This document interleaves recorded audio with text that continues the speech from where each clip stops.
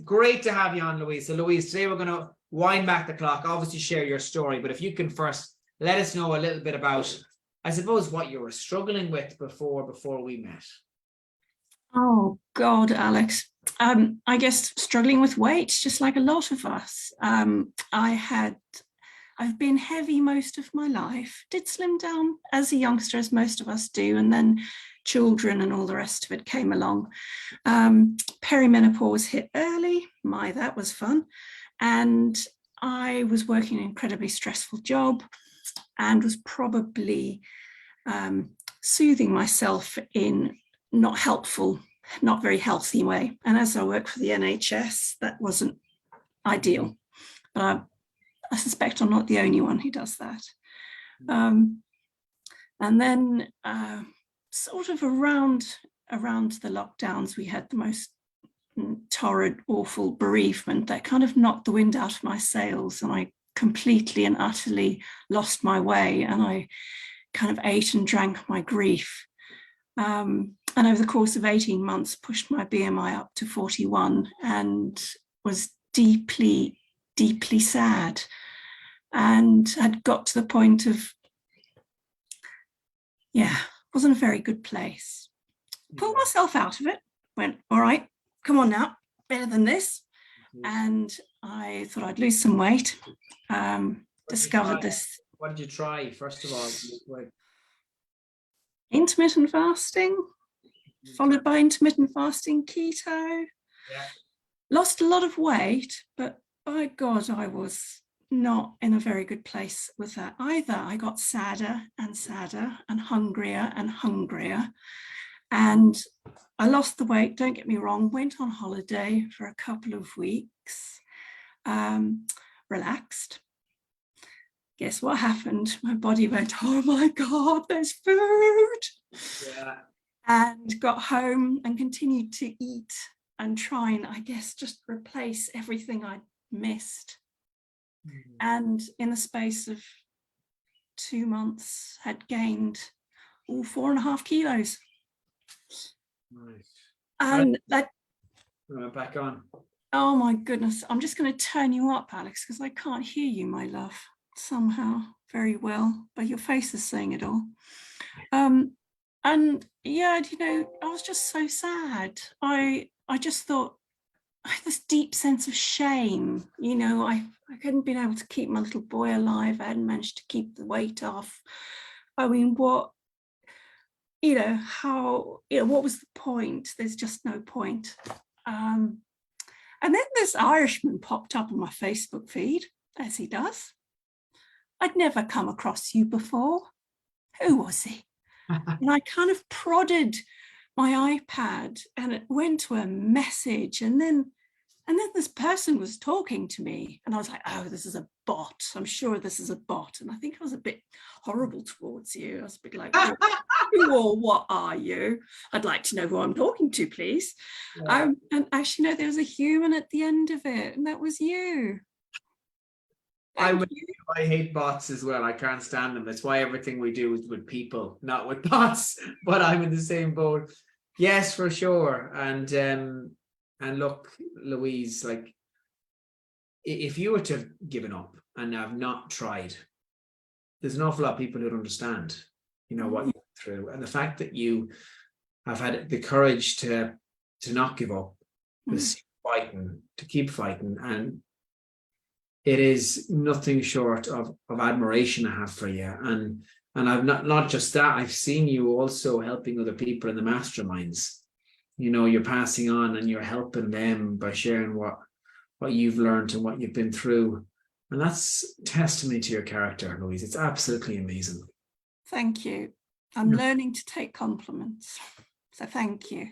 You're welcome. And I love hearing thank you when someone is complimented, because it's important. It's important. And those of you who knew me a while back as well, I'd start blushing, so I would as well. So I'm working on that as well, Louise. So I'm working on you and me both. Where's the makeup, Alex? You need some makeup. It works wonders. I'm telling you.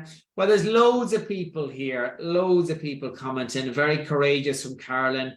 What a super inspirational person. Daniela Bruce is saying, sending love, such a strong lady. Bless you, Louise. So many amazing messages. And what have you achieved, Louise? What have you achieved? Well, I've finally got my BMI down to 28.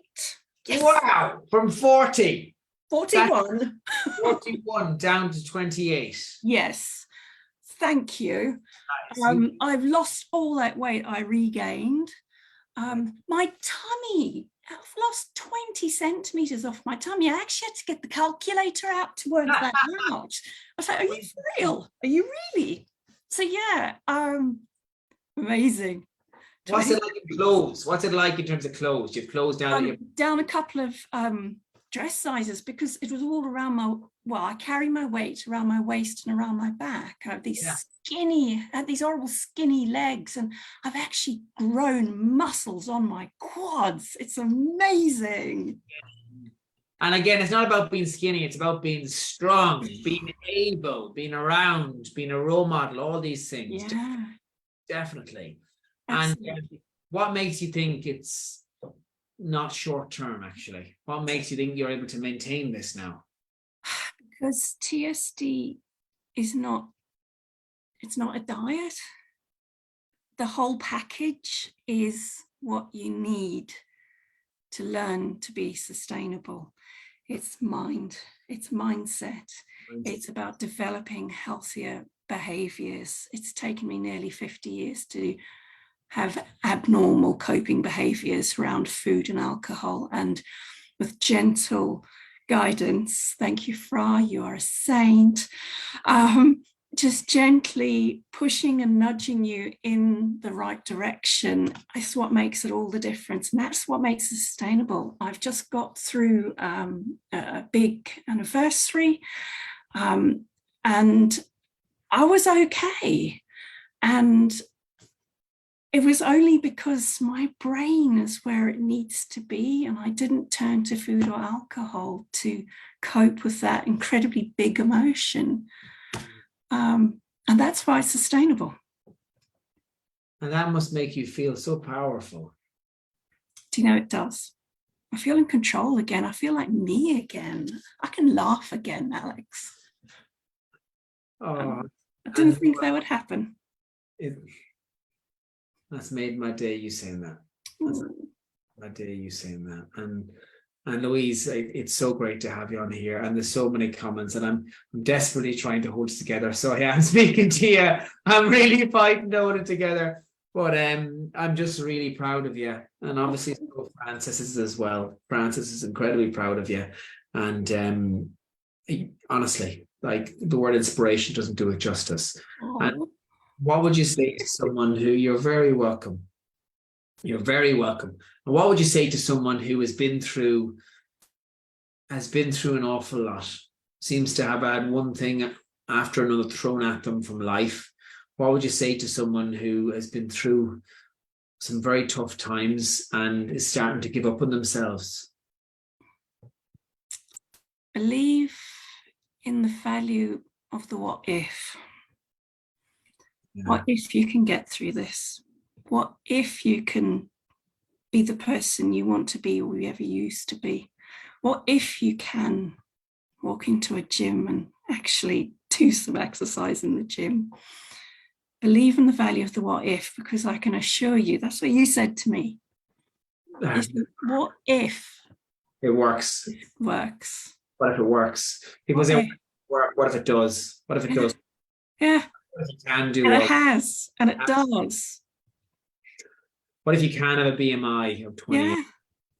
Like, that is just huge. And people always say things to me like, well, don't always. I used to get it when I was younger. Oh, you have to see it before you believe it, you know, and I understand why people use that expression. But if you go into something with low belief or expecting to fail, you're more likely to be right. But if you can visualize and believe something before it happens, then all of a sudden it means you've already done a rep. You've already done it once up here. You've done it once up here, and it becomes easier and easier and easier. Yeah. It is so doable, and you've done it. You're the proof of the pudding, excuse the pun, and perhaps isn't very appropriate. But but you know, it is, but it's also, it's the team that you build around us that gets us through. I mean, I'm in the NHS, I'm in healthcare. I'm still there for Caroline's sessions on Wednesday mornings because I learn all over again. Tristan, oh my God, can I bottle him? Yeah, he's amazing. Wow. I mean, how can you tell I'm not breathing in and holding my breath? I've got 4 bloody layers on under all of this, and you can still tell I'm not breathing in enough. Do you know, the man's phenomenal. Aoife. Yeah, a psychologist. Aoife. Do you know, again, let's bottle Aoife. Every time I come away and I've got something else to think about and there's another little, yeah, actually, I could work on that. I could do something about that. And you just keep growing and growing.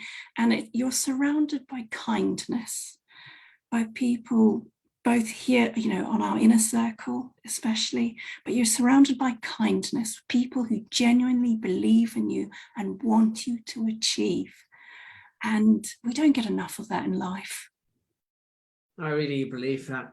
And I think that sadly in the world, especially online world, there is a lot of people out there perhaps don't have the best intentions. So it creates this skepticism. But I want to tell you a few stories just based on the people that you've mentioned to kind of hear the backstories. Go back to Francis first. Me and Francis met because someone was giving me hate online. He stood up for me. He never met me, didn't know me, nothing. Stood up for me. Next thing we got messaging. Next thing he's in TSD for 3.5 years. That's how me and Fra met. Caroline and me met because Caroline joined the program. Caroline is our medical consultant. Caroline had nerves, but then she said, you know what? I'm going to have nerves. I'm going to go with it anyway.